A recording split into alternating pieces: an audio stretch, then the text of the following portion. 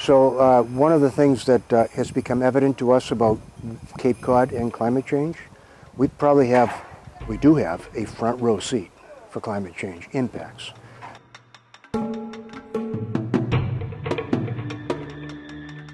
What does that mean? Well, it means warmer oceans puts more moisture into the air. More moisture in the air means more intense storms, heavy rainstorms, hurricanes, wind factor. So we do have a front row seat not only for climate change, but its impacts on the coast.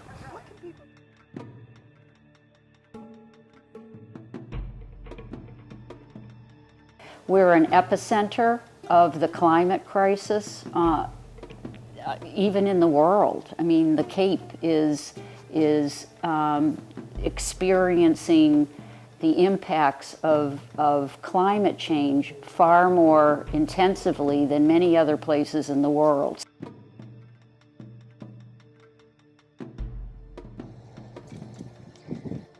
To me, it's all about, it's about my children, really. You know, the truth is, the unspoken truth is that our generation is not going to suffer the worst consequences, you know, despite the fact that we played a very big part in creating the problem. The boomers, you know, as usual, came in knowing best and insisting on doing it their way, and, you know, someone's going to clean up after us. And so I feel a great sense of responsibility about that.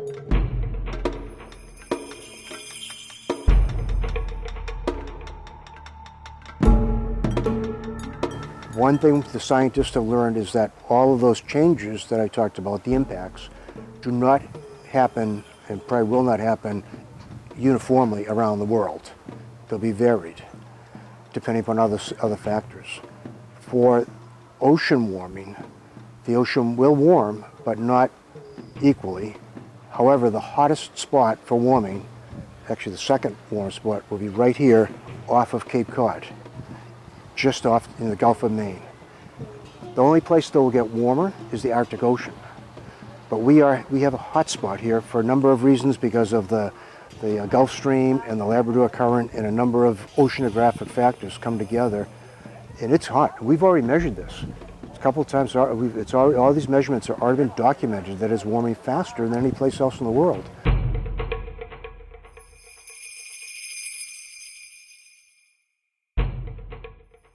The Storm Tide Pathways Project looked at the modeling for sea level rise, storm surge, and then looked at the vulnerable spots along the coastline and pinpointed exactly where in this town and now other towns on Cape Cod, where they're doing the same study, where the flooding will first happen.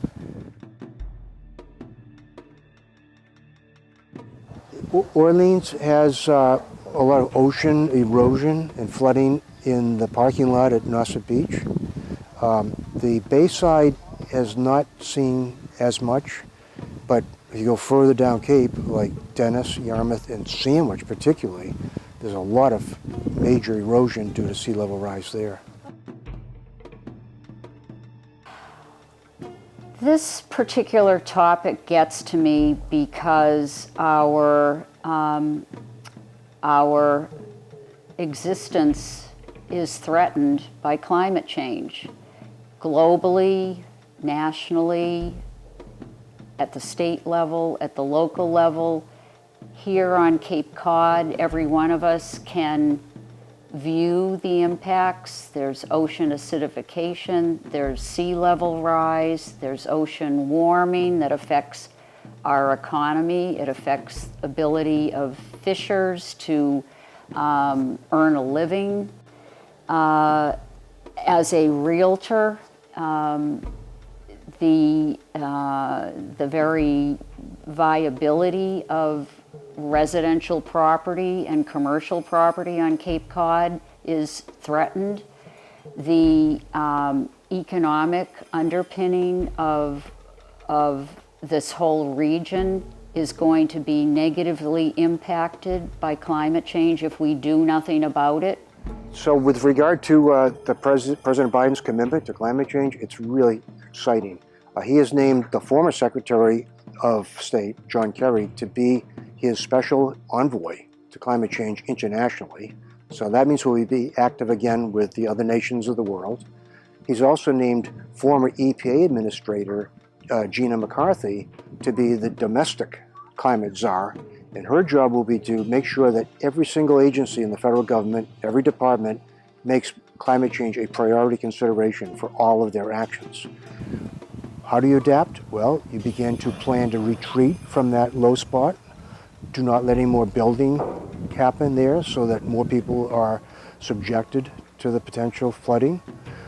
You begin to change the way we produce our food and all the things so we can have self-sufficient food and supplies here rather than having to travel and create more carbon dioxide in the process. So yes, so it's all about adaptation and mitigation, and both have to happen simultaneously.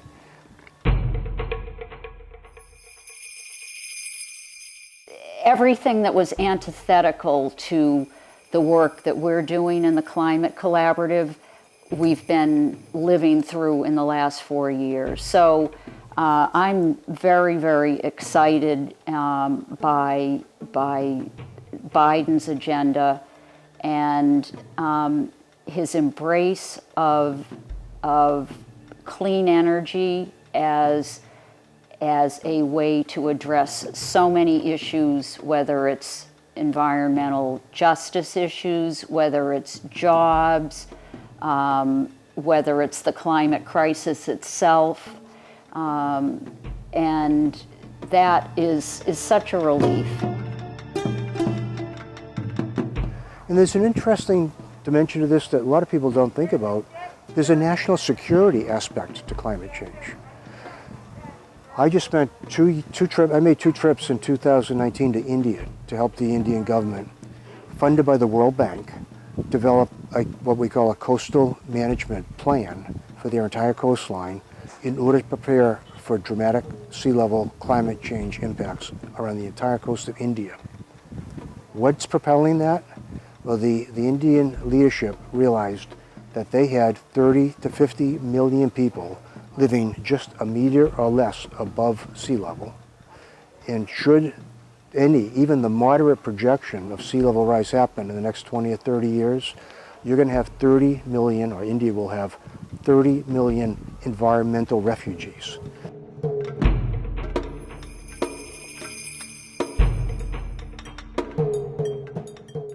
They will be flooded out of their homes. They will flood into the cities. They will cause disruption, political disruption, economic disruption. And when there's disruption of governments, that's an opportunity for instability and potentially even terrorist situations beginning to happen. So consequently, that scenario illustrates what the United States State Department has said in writing, that over the last 3 or 4 secretaries of states, they've all said that the number 1 or maybe 2 most important national security threat to the United States is not how many terrorists there are or how many bombs there are, it's climate change.